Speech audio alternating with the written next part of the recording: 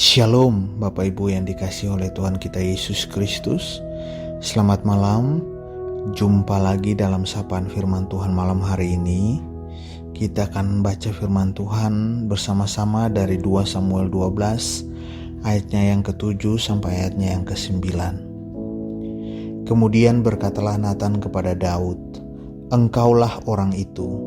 Beginilah firman Tuhan Allah Israel. Akulah yang mengurapi engkau menjadi raja atas Israel, dan akulah yang melepaskan engkau dari tangan Saul.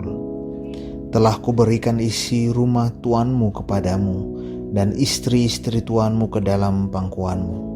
Aku telah memberikan kepadamu kaum Israel dan Yehuda, dan seandainya itu belum cukup, tentu kutambah lagi ini dan itu kepadamu.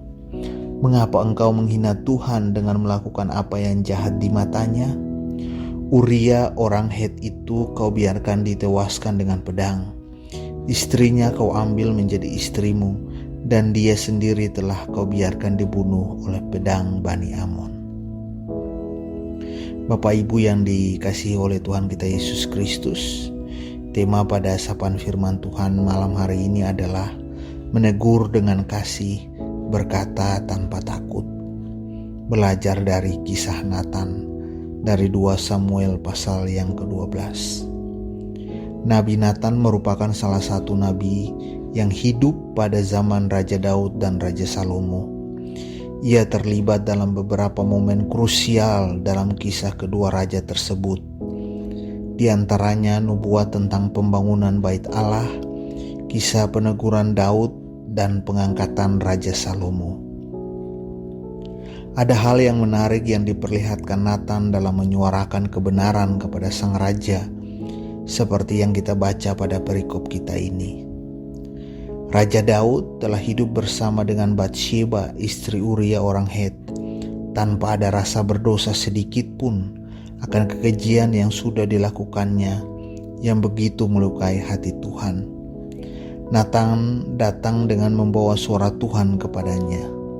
Uniknya, Natan memulai perbincangan dengan Daud menggunakan sebuah kisah paralel tentang anak domba. Ada 2 orang dalam suatu kota, yang seorang kaya, yang lain miskin. Si kaya mempunyai sangat banyak kambing domba dan lembu sapi. Si miskin tidak mempunyai apa-apa selain dari seekor anak domba betina yang kecil yang dibeli dan dipeliharanya. Anak domba itu menjadi besar padanya bersama-sama dengan anak-anaknya, makan dari suapnya dan minum dari pialanya dan tidur di pangkuannya, seperti seorang anak perempuan baginya. Pada suatu waktu orang kaya itu mendapat tamu, dan ia merasa sayang mengambil seekor itu. Jadi ia mengambil anak domba betina kepunyaan si miskin itu dan memasaknya bagi orang yang datang kepadanya itu. Natan memulai dengan kisah di atas bukan tanpa maksud. Ia ingin Daud dapat melihat apa yang sudah dilakukannya sendiri dan apa yang sepantasnya dilakukan untuk orang yang sudah berlaku keji seperti itu. Kisah yang diangkat oleh Natan ini ternyata direspon oleh Daud dengan begitu emosional dan menunjukkan keputusannya yang seharusnya dilakukan oleh seorang raja kepada orang yang telah berbuat keji. Kisah perumpamaan dari Natan ini sukses untuk menyatakan kepada Daud mana yang benar dan mana yang salah, tanpa Daud sendiri sadar bahwa yang dimaksud Natan adalah Daud sendiri.